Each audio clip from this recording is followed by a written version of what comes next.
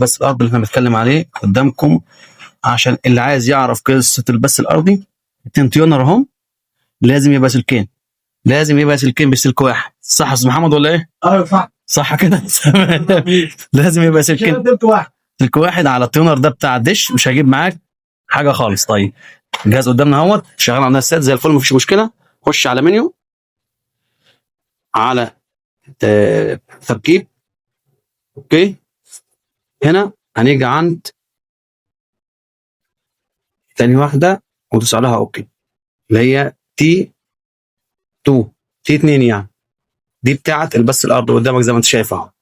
مش الاولانيه بتاعه الرسيفر. اول ما تجيب القائمه دي تلاقيها قدامك، تمام، هتلاقيها رسيفر، ادوس عليها واخش على رقم 2 واللي هي دي، هتلاقي القصه كلها اختلفت معاك وهالشكل كده. كل اللي نعمله دلوقتي ما تعملش حاجه انك انت تعمل بحث وتسيبه شغال، بس اهم حاجه يكون موصل السلك ده، وهوريك دلوقتي توصله ازاي في الطبقه فوق. تابع بس معايا لما اجيب لك القنوات دي، اهم حاجه. تنزل القنوات معانا زي الفل، حوالي 11 قناه وازيد بس تاني كده. وحلاوه هنا بقى دي صوره فول اتش دي، هوريك صورتها دلوقتي، مش هتفرق ما بينها وما بين الطبق فوق خالص. الرسيفر العادي ما جينا شربنا معاه الشاي، في شاي، في ساقع كمان، ربنا يبارك له يعني. لسه كمان ميه، الله اكبر، لسه في ميه يا جماعه. فضغط شغال معانا، معدي كمان ال 12 قناه، او بسم الله ما شاء الله، ده زود دلوقتي القنوات كمان اهي. اوت القناه وشكلها، احنا نقول اوكي دلوقتي، مش هتفرق ما بينها ما بين القنوات العاديه خالص. يعني لو شغاله دلوقتي صورته بسم الله ما شاء الله فوق الممتازه. بص كده، هل تتوقع ان دي قنوات الدش يا جماعه؟ مش الدش، لا، قنوات طبعا معانا اللي احنا عاملينه البث الارضي. اتوقع ان دي قنواتها.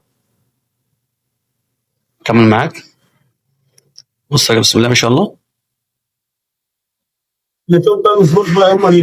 يعني كمان جايبين قنوات الارض بسم الله ما شاء الله، وجايبينها بجوده اتش دي. بص يا جماعه بسم الله ما شاء الله اكبر، حاجه مش هتفرقها فعلا ما بين الدش العادي وما بين القنوات دي. فلو كان في تن نمل بقى وحاجات تتعبك في القصه بتاعه الارضي، دلوقتي ادي القنوات العاديه بتاعتنا المجد. وريني كده هتفرق ازاي ما بين دي وما بين دي اهي، وادي بص كده، مش هتفرق حاجه خالص ما بين الاثنين. فطبعا ده كان شرح مهم جدا كنت عايز اشاركه معاكم مع عند استاذ محمد. يعني ادي الرسيفر، الاثنين تيونر وقلنا عليهم سلكين بسلك واحد. وعيش حياتك. لو عجبك الفيديو اشترك معنا في القناه وفعل زر الجرس وكله جديد، وصلنا على النبي.